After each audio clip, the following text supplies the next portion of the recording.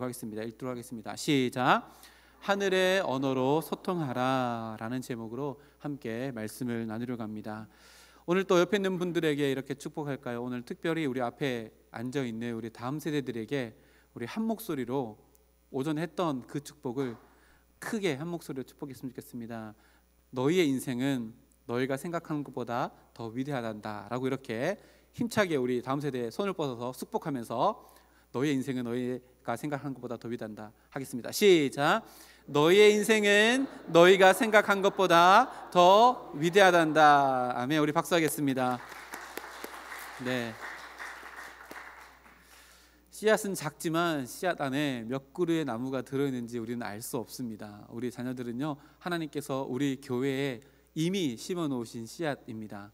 우리 이 씨앗이 얼마나 많은 열매를 맺을지 우리는 알 수 없습니다. 그러나 하나님께서 반드시 우리 부모 세대의 눈물의 기도, 또 우리의 섬김, 그들과 함께하고자 하는 마음, 함께 동행하고자 하는 그 마음을 거름 삼아서 우리 다음 세대들의 이 아름다운 씨앗이 지금은 작은 한 알일지 모르지만 우리 자녀들이 크고 자라나서 사회 속에서, 교회 안에서 정말로 하나님의 거목으로 자라나서 더 많은 열매가 맺어지고 하나님의 풍성한 은혜의 그늘을 만들 수 있는 우리 다음 세대들이 되고 또 우리 모든 부모 세대가 되기를 주님의 이름으로 축복합니다.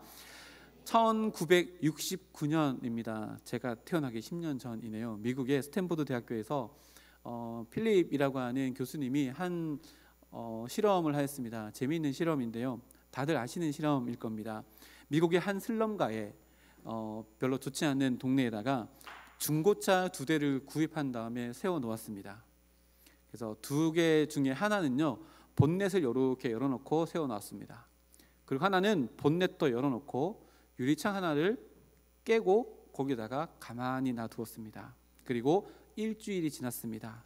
이 2대 자동차가 어떻게 바뀌었을까를 연구하는 거였는데요, 일주일 후에 그것을 다시 찾았던 연구원들이 서로 다른 2대의 자동차의 모습을 보고 깜짝 놀랐다고 합니다. 먼저 본넷만 이렇게 열어놓은 차에는 거의 변화가 없었다고 합니다. 근데 본넷을 열어놓고 창문을 하나 깨트려 놓은 이 차에는 다른 창문도 다 깨어져 있을 뿐만 아니라 본넷 안에 있었던 배터리도 없어지고 타이어도 펑크가 나고 본넷도 찌그러져 있고 차가 완전히 망가져 있게 되었다라는 실험입니다.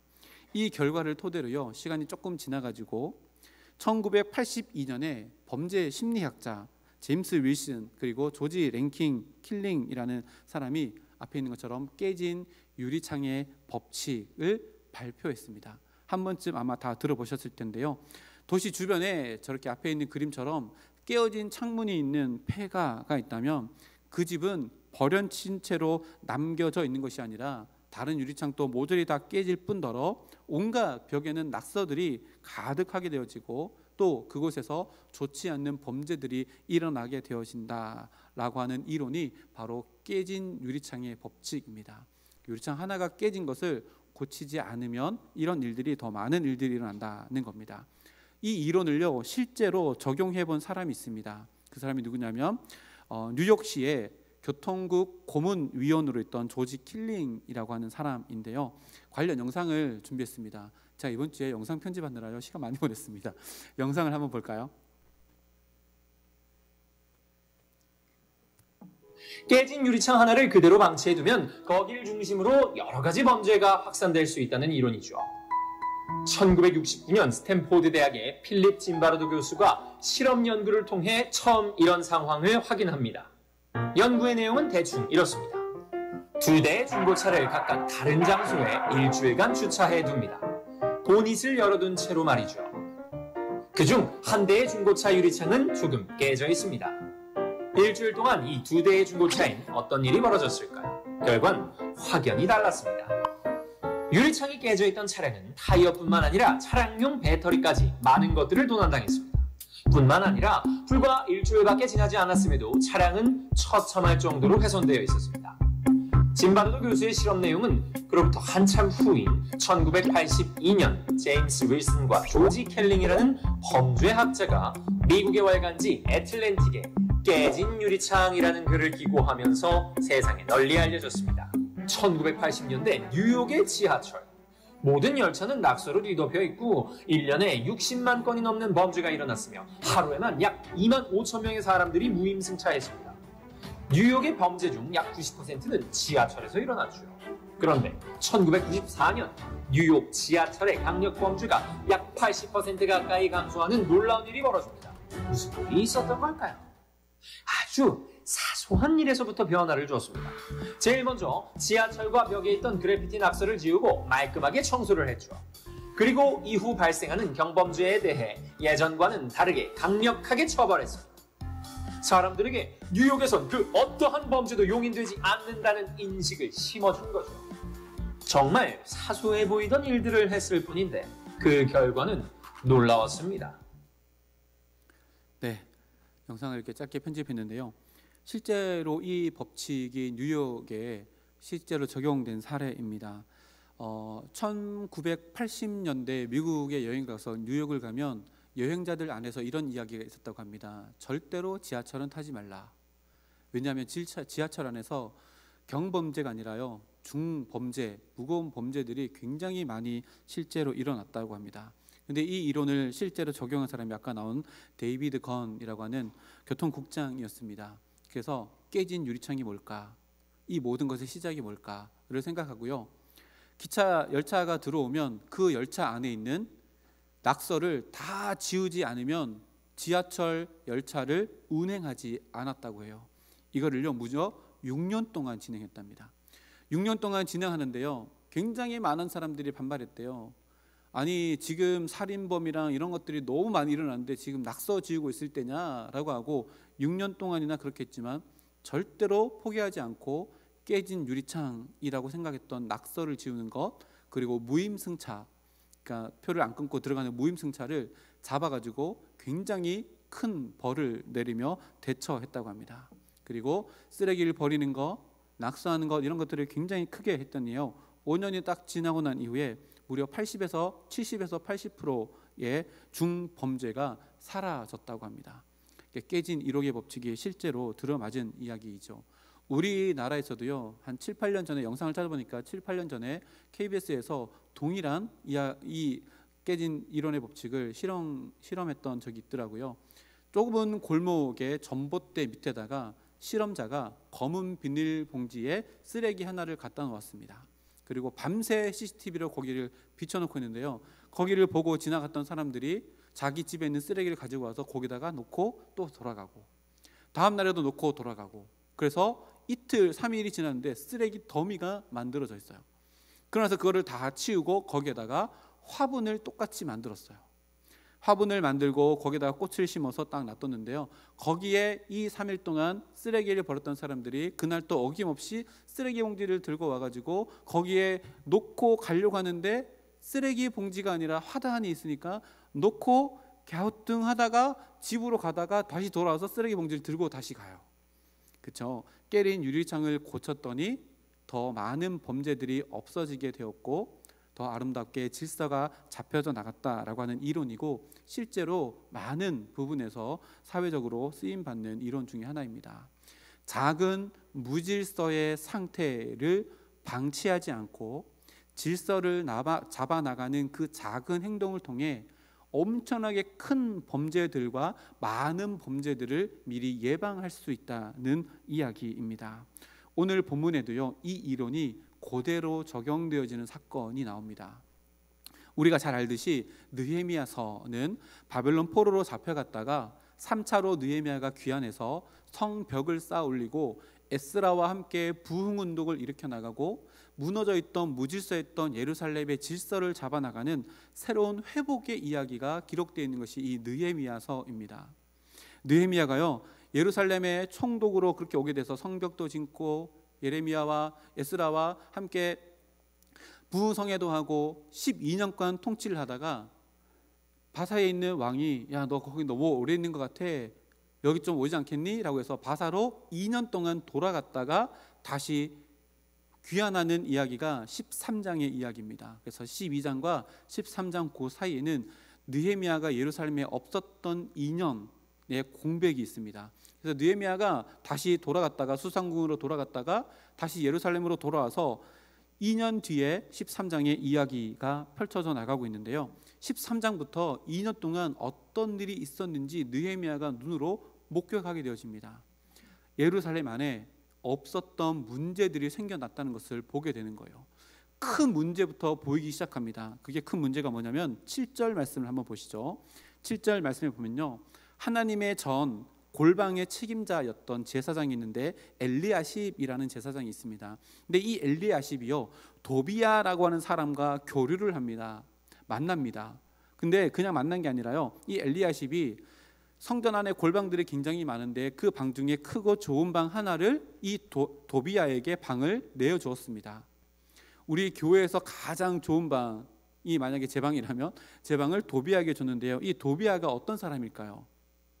느헤미야 앞장을 보면 성벽을 재건할 당시에 성벽을 재건하는 것을 극렬히 반대했던 사람이 도비야이고요, 암몬 출신 사람이라고 성경이 기록합니다. 여러분, 뭔가 이상하지 않아요? 제사장이, 성전 방을 맡고 있는 제사장이 성벽을 지을 때 반대했던 사람의 우두머리 격이 되는 이 사람을 성전 안에 가장 좋은 방을 줬습니다. 이 사람을 전도했을까요? 아닙니다. 전도한 게 아닙니다. 9절 말씀을 보니까요, 거기는 그 방은 원래 성전 그릇과 소재물 유향, 다시 말하면 제사장들이 제사를 준비하는 방이었는데 그 방을 다 빼버리고 그에게 줬습니다. 대적의 앞잡이가 교회 안으로 들어왔는데 전도당한 것이 아니라 예배를 못 드리게 방해하며 그 자리에 있다는 것을 의미합니다. 딱 봤더니요, 느헤미야가 이것 도대체 어떤 일이야? 라고 하고 이것을 처리하는 이야기가 나옵니다. 그리고 10절 말씀을 보니까요, 10절 말씀을 보니까 예배가 완전히 무너져 있고 예배를 집례해야 될 레위인들이 다 도망갔다는 사실이 발견되어집니다. 레위인들이 왜 도망갔을까? 레위인들은 무엇을 먹고 살아요? 성전에 들어오는 11조 제사를 드리고 난 이후에 남겨져 있는 제사장들이 가지고 가고 제사장들이 남긴 것을 가지고 레위인이 생활을 하는데, 유다 백성들이 예배를 안 드리니까요, 예물을 안 드려요. 레위인들이 먹고 살 길이 없는 거예요. 그래서 자기의 원래 있는 집으로 돌아가서 생업을 위해서 예배를 포기하게 되어지고 예루살렘 안에 있는 질서가 무너지기 시작했다는 것도 느헤미야가 2년 후에 돌아왔다가 이제 보게 되는 거예요. 그리고 15절 말씀 보니까요, 안식일도 완전히 무너져 있다는 것을 알게 된 거예요. 안식일에 보니까요, 자신들의 이익을 위해서 장사를 하고 안식일을 구별되이 지키는 것이 아니라 평일도 안식일도 구분 없이 그냥 살아가는 모습을 느헤미야가 발견하게 되어집니다. 자, 안식일이 무너졌다. 이게 뭘 의미할까요? 단순히 주일날 예배 안 드린다가 아니라요, 주중에 일주일의 삶 속에서도요, 하나님 한 번 부르짖지 아니하는 인생을 살았다는 것을 의미합니다. 안식일이 무너졌고요, 일주일의 삶의 모든 날들이 다 무너졌습니다.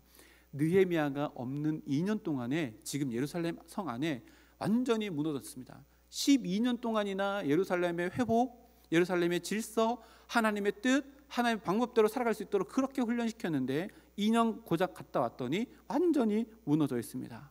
느헤미야가요, 계속해서 찾아 나섭니다. 10절 말씀에 15절 말씀에 또 알아본즉, 15절 말씀에 또 본즉, 그래서 계속해서 문제를 찾아갑니다. 뭘 찾으려고 계속 찾을까요? 깨진 유리창이 뭐지? 도대체 어디서부터 잘못된 거야? 라는 것을 찾게 된 거예요. 큰 문제는 반드시 작은 문제, 작은 무질서의 문제 때문에 일어났을 텐데 그 깨진 유리창이 뭐지? 찾고 찾다 보니까 오늘 우리 찬양 형제가 읽어준 23절, 24절 말씀이 딱 나오는 거예요. 뭐냐면 한번 읽어볼까요? 23절, 24절 시작. 그때에 내가 또 본즉 유다 사람이 아스돗과 암몬과 모압 여인을 맞아 아내로 삼았는데 그들의 자녀가 아스돗 방언을 절반쯤은 하여도 유다 방언은 못하니 그 하는 말이 각 족속의 방언이므로. 아멘. 큰 문제, 그다음 큰 문제, 그다음 큰 문제, 찾다 보니까 야, 우리 지금 예루살렘 안에 깨진 창문 도대체 이게 뭐지? 찾고 찾다 보니까 그 깨진 유리창이 뭐예요? 가정이 무너져 있는 거예요. 가정이 무너진 게 깨진 유리창이라는 것을 딱 발견한 거예요. 12년 동안이나 그렇게 질서를 잡아가고 그렇게 무엇인가 다 만들어 갔었는데 그게 한순간에 무너진 거는 깨진 유리창 때문인데 그 깨진 유리창이 가정이라는 것을 알게 되었어요. 이전에는 어땠을까요? 10장에 보면요, 30절 말씀 앞에 화면에 있는데요, 우리의 딸들을 이 땅의 백성에게 주지 아니하고 우리의 아들들을 위하여 그들의 딸들을 데려오지 아니하며, 뭐 하는 거예요? 이방 사람들과 절대 결혼하지 않겠다. 이게 뭘 의미하는 거예요? 단순히 결혼 문제가 아니라 그들의 어떠한 문화와 그들의 질서가 이 예루살렘 안에 들어오지 못하도록 하나님의 방법대로 우리 가정을 지켜나가겠습니다 라고 하는 결단이었습니다. 언제요? 느헤미야가 막 개혁을 이뤄나갈 때 이런 부름이 막 일었습니다. 그리고요, 그 뒤에 또 13장 3절 말씀 보니까요, 백성이 이 율법을 듣고 곧 섞인 무리를 이스라엘 가운데 모두 분리하였느니라. 자기 이미 안에 있었던 이스라엘 백성들 말고 다른 족속들을 다 분리해내는 작업까지 했습니다. 근데 2년이 딱 지나고 나니까요, 그 모든 것들이 다 물거품 되었습니다. 그리고 가정이 무너지기 시작하는데요, 23절 24절 말씀에 아스돗과 암몬과 모압 여인을 가정에 들어오게 되었습니다. 먼저 살펴보면요, 암몬과 모압은 13장 1절 말씀을 보니까요, 하나님의 총회에 절대로 영원히 들어오지 못하는, 하나님이 너무너무 싫어하는 족속임에도 불구하고 유다 백성들이요, 무감각하게, 무분별하게, 무절제하게 뭐 하는 거예요? 그들을 취하는 거예요. 영적인 감각, 영적인 그 어떠한 절제함도 없이 그들을 들어와서 결혼을 시킵니다. 그럼 아스돗은 어딜까요? 아스돗은 블레셋의 5성읍이 큰 성읍인데 그 중에 하나인데요, 사장에 보면 성벽을 쌓아 올릴 때 반대했던 사람들이 있는데 산발랏입니다. 산발랏과 동맹을 맺고 유다의 귀환을 공격하려고 다짐했던 민족 중에 하나가 바로 아스돗입니다. 그런데요, 유다 백성들이, 사람들이 그들과 통혼을 하고 교류하면서 아무런 죄책감도 없이 살아오는 이 모습이, 이 가정의 무너짐이 예루살렘에 이런 엄청난 결과를 낳는 깨어진 유리창이었다라고 느헤미야가 발견하게 된 거예요. 오늘 본문에 보면요, 그 무너진 가정 안에 어떤 일이 벌어지고 있는지를 느헤미야가 발견을 하고 이렇게 기록해 놓는데요, 24절 말씀 보니까 그들의 자녀가 아스돗 방언을 절반쯤은 하여도 유다 방언은 못하니 그 하는 말이 각 족속의 방언이므로 라고 기록합니다. 가정이 무너진 게요, 믿지 않는 이방 사람들과 결혼을 한 거, 거기서부터 출발됐는데, 이게 가정 안에 어떤 일이 일어나냐면 자녀들이요, 2세들이 아스돗 방언은 하는 거예요. 이방 방언이잖아요. 아스돗 말은 하는데 절반쯤은 하는데 유다 방언, 자기의 모국어는 전혀 못하게 되는 거예요. 여러분, 이것이 어떤 문제일까요? 결혼식은 일회성이지만 결혼은 반복된 삶입니다. 그냥 단순히 결혼하는 것은 일회성의 사건으로 끝나지만, 결혼했다는 것은 결혼한 사람과 그 배경이 우리 가정 안에 들어온다는 것을 의미하는데, 그 문제가 그대로 자녀에게 일어나는데요, 유다 방언을 하지 못했다, 이거는 외국어 능력 하나가 없어졌다, 이런 얘기 아닌 거 아시잖아요, 그렇죠? 언어에는 뭐가 들어가 있어요? 언어에는 문화가 들어가 있고요, 가치관이 들어가 있습니다. 역사가 들어가 있습니다.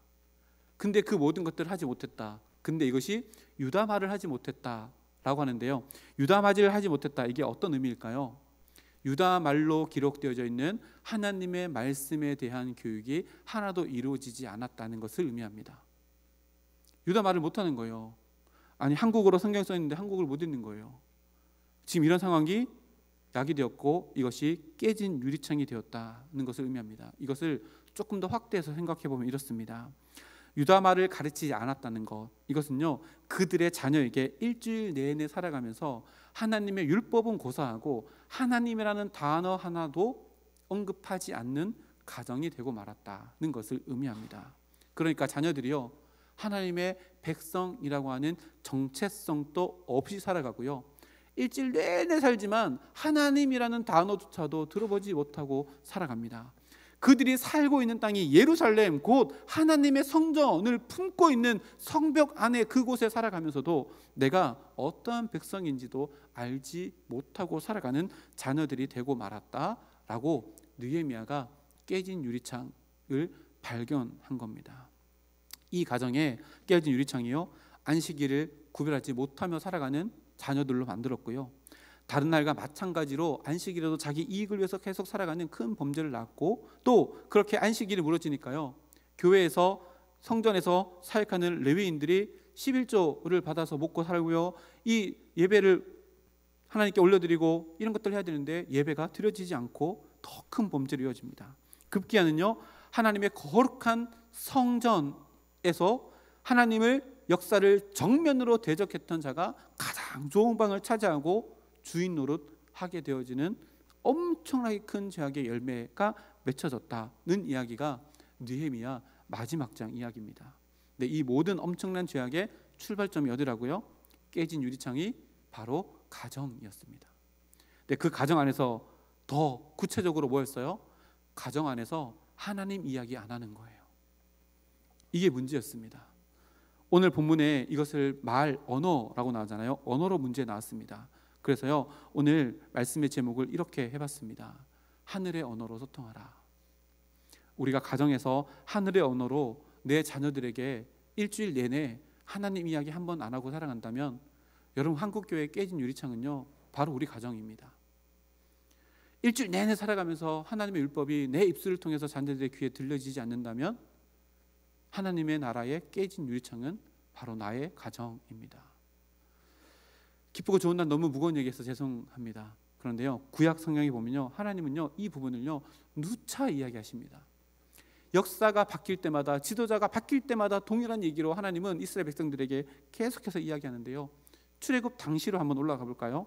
출애굽기 13장 말씀에 보면 하나님께서 이스라엘 백성들을 유월절, 무교절을 지켜야 한다라고 말씀하시면서 8절 9절 말씀에 뭐라고 이렇게 이야기하시냐면 이렇게 합니다. 너는 그날에 내 아들에게 보여 이르기를, 이 예식은 내가 애굽에서 나올 때에 여호와께서 나를 위하여 행하신 일로 말미암음이라 하고, 이것으로 내 손의 기호와 내 미간의 표를 삼고 여호와의 율법이 내 입에 있게 하라. 이는 여호와께서 강하신 손으로 너를 애굽에서 인도하여 내셨음이니. 8절 말씀을 보면 그날, 여기서 말하는 그날은요, 가나안 땅에 들어가는 그날을 이야기합니다. 가나안 땅에 들어가면 네가 유월절과 무교절을 지킬 텐데, 아빠, 엄마, 지금 우리 뭐 하는 거예요? 자녀들이 물어보면 아들에게 이르기를, 너희의 하나님이 우리가 애굽에 있었는데 지금 이곳까지 인도하신 살아계신 하나님이시다 라고 하는 이 고백을 너의 입에 들려서 너희 자녀에게 들려지게 하라 라고 하는 명령입니다. 이게 여기서 끝날까요? 아닙니다. 모세가 죽기 전에 했던 설교 3편이 신명기거든요. 모세 죽기 전에 유언과도 같은 설교 3편이 기록되어 있는 게 신명기인데, 신명기 마지막 설교 부분에 신명기 31장 부분에 출애굽할 때 1세대들, 어른이었던 사람이 광야에서 40년 동안 다 죽잖아요. 그리고 출애굽할 때 아기였던 사람들, 그리고 출애굽해서 광야에서 태어났던 2세대들이 모세 앞에 지금 서 있는데, 죽기 전에 모세가 출애굽 2세대들에게 이렇게 이야기합니다. 31장 13절 말씀인데요, 또 너희가 요단을 건너가서 차지할 땅에 거주할 동안에 가나안 땅에 넘어가면 이 말씀을 알지 못하는 그들의 자녀에게 듣고, 여기서 듣고는 들려주어 내 하나님 여호와 경외하기를 배우게 할지니라. 무슨 얘기하는 거예요? 네가 얘기해줘야 돼. 부모 세대 네가 얘기해줘야 된다. 어떤 걸요? 요단강을 건너가서 이 땅을 우리가 어떻게 왔는지 하나님의 역사를 너희의 입을 통해서 자녀들의 귀에 들려지게 해라 라고 이야기합니다. 모세 이후에 지도자가 누구죠? 여호수아입니다. 여호수아 때는 어땠을까요? 여호수아가 첫 번째로 한 것이 몇 주 전에 살펴봤는데 요단강을 건너는 일이었습니다. 요단강을 건넜대요. 하나님께서 그냥 건너지 못하게 하고 특별 이벤트를 준비하라 라고 말씀하십니다. 그게 뭐예요? 제사장이 언약궤를 메고 발을 담그면 물이 멈춰서서 마른 땅이 될 텐데, 너희들 지나갈 때 그냥 지나가지 말고 제사장이 발에 담겨져 있던 그 요단강 한가운데 있는 돌 12덩이를 들고 나와서 지나가서 너희들이 유숙할 곳에 그 돌을 각 지파마다 하나씩 같이 유숙하게 냅둬라. 그리고 길갈에 가서 그것을 쌓아라 라고 하는 말씀을 여호수아에게 하나님께서 말씀하시는데요, 여호수아는요 한술 더 뜹니다. 여호수아는 언약궤를 메고 제사장들이 발을 담겨서 그 마른 땅이 됐는데요, 돌을 12개만 취하는 것이 아니라요 24개를 취했습니다. 성경을 가만히 읽어보면요 12개를 더 취해가지고 그 나머지 12개는 제사장이 발을 딛고 있었던 범람하는 요단강 그 한가운데 12개를 쌓고 다시 기념하고 거기를 빠져나오고 다시 12개를 갖고 와서 길갈에 진을 치고 거기에다가 쌓아놓고요, 하나님께서 이 돌을 어떻게 사용하시는지를 여호수아에게 이렇게 말합니다. 여호수아 4장 21절 22절입니다. 이스라엘 자손들에게 말하여 이르되 후일에 너희의 자손들이 그들의 아버지에게 묻기를 이 돌들은 무슨 뜻이니까 하거든 너희는 너희 자손들에게 알게 하여 이르기를 이스라엘이 마른 땅을 밟고 이 요단강을 건넜음이라 라고 대답하라. 하나님께서 여호수아에게 이 돌의 사용 방법을 가르쳐 주시는 거예요. 여기 보면요, 자녀들, 잘 들으세요. 자녀들이 해야 되는 책임과 의무가 있고 부모 세대가 해야 되는 책임과 의무가 있습니다. 자녀들이 해야 될 건 뭐예요? 부모한테 물어보는 거예요. 오늘 자녀들 잘 들으세요. 자녀들 잘 들으세요. 오늘 집에 가가지고 물어보는 거예요. 엄마, 아빠는 어떻게 예수 믿게 되었어? 집에 가서 꼭 물어보세요. 꼭 물어보세요. 그리고 또 물어보세요. 자녀들이 후일에 이 돌이 뭐예요? 라고 물어보는 것은 자녀의 몫이에요. 대답은 누구 몫이에요? 부모 세대의 몫입니다. 자녀 세대들 꼭 들으세요. 집에 가서 엄마, 아빠 어떻게 예수 믿었어요?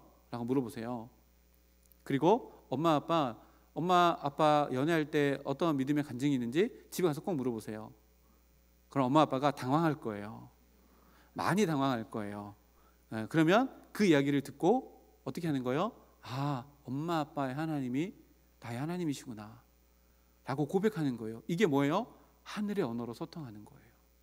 지금 하나님께서 여호수아에게 그 돌을 가져다가 하룻밤 같이 묵게 하고요, 묵었던 그 돌을 갖고 가지고 길갈에 쌓아놓고 이 돌이 자녀들 돌 보면 12개가 쌓이는데 이게 뭐예요? 라고 물어보면 살아계신 하나님이 우리를 마른 땅처럼 이 요단강을 건너게 하셨단다 라고 하는 것을 이야기를 들려주라 라고 이렇게 이야기합니다.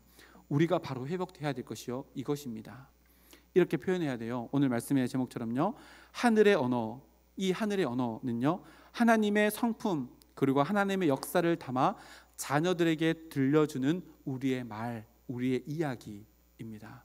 이 하늘의 언어를요 가정에서 부모와 자식 간에 오고 갈 때에 뭐 하는 거예요? 모든 교회 하나님의 나라의 가장 기초가 되어지는 가정이 깨어진 유리창이 하나 둘씩 새 것으로 바뀌어져 나가고 교회 안에 있는 문제들, 한국교회 안에 있는 문제들, 온 세계에 있는 문제들이 깨진 유리창이 복구되었기에 이것을 통해서 예방할 수 있을 뿐만 아니라 일어나는 모든 일들도 지금 가정 가운데 자녀와의 문제, 자녀 안에서의 문제, 가정에서 일어나는 모든 문제들도요 이 하늘의 언어를 회복한다면 예방의 차원에서 뿐만 아니라 지금 우리가 겪고 있는 깨진 유리창을 통해서 우리가 힘들어하고 어려워하는 모든 문제들도 고쳐지게 되어지고 해결되어지는 놀라운 역사를 경험하게 될 줄 믿습니다.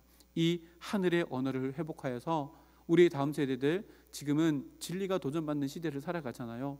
진리에 대해서 확실하게 모르면요 내가 깨진 유리창을 통해서 세상의 수많은 잘못된 이론들, 잘못된 이념들, 사회적인 가치들이 우리 자녀들의 마음 가운데 물밀듯이 들어와서 어떻게 돼요? 1980년도에 뉴욕의 지하철처럼 낙서 하나로부터 무임승차 하나로부터 시작된 너무나도 많은 중범죄들이 막 일어났던 온상이 된 것처럼 깨진 유리창을 우리 자녀들의 삶 가운데 고치지 아니하면, 하늘의 언어를 통해 하나님의 살아계시다는 그 진리의 말씀을 증거하지 아니하면 우리 자녀들이 살아가는 이 세상 가운데서 우리 자녀들이 힘들고 어려울 수밖에 없을 것입니다. 로마서 10장 17절 말씀을 보면요 우리가 너무나 잘 아는 말씀이 있습니다. 한번 읽어볼까요? 앞에 화면에 있습니다. 시작. 그러므로 믿음은 들음에서 나며 들음은 그리스도의 말씀으로 말미암았느니라. 아멘. 들음은 인생을 살아감에 있어서 굉장히 중요합니다. 오늘 이 말씀을요 우리 부모 세대 입장에서 조금 바꿔서 해석해 보면요 우리는요 어떤 역할을 하는 거예요? 자녀에게 들려주는 스피커 역할을 해야 해요. 그래서 그 스피커에 뭘 담아야 되는 거예요? 하늘의 언어, 하나님께서 살아계시다 라고 하는 그것들을 우리 입을 통해서 자녀들에게 들려주는 사명이 우리에게 있고요, 자녀들은 뭐 하는 거예요? 부모님에게 물어봐야 해요. 뭘 물어봐야 돼요? 신앙생활 하면서 어려운 거 있잖아요. 막 부모님한테 막 물어보셔야 돼요. 엄마, 창조가 맞아, 진화가 맞아? 이런 거 엄마한테 물어봐야 된다니까? 아빠한테 집에 가서 물어봐야 돼. 아빠, 성경에 왜 공룡이 없어? 막 이런 거 막 물어봐야 된다니까요. 그 궁금하면은 엄마 아빠가 누구한테 물어볼까요? 저한테 물어보겠죠. 그렇죠? 그럼 제가 또 얘기해주면 집에 가서 하늘의 언어로 그래서 이야기하는 거예요. 이런 하늘의 언어가 가정마다 회복되어질 때 이 문제 자체를 해결하는 것보다 그 문제에 근본되어지는 깨진 유리창을 깨끗하게 고치면요, 일어날 것 같은 문제들도 안 일어나고요, 일어나고 있는 문제들도요, 하나님께서 고쳐주신 역사를 경험하게 될 줄 믿습니다. 하나님의 말씀이 들려질 때마다 하나님의 놀라운 역사가 일어났다는 거 성경 66권에 우리에게 증언하고 계십니다. 그 모든 것들이 우리의 삶과 우리의 가정 가운데도 충만하게 일어나는 우리 모두가 되기를 주님의 이름으로 축복합니다. 제가 기도하겠습니다.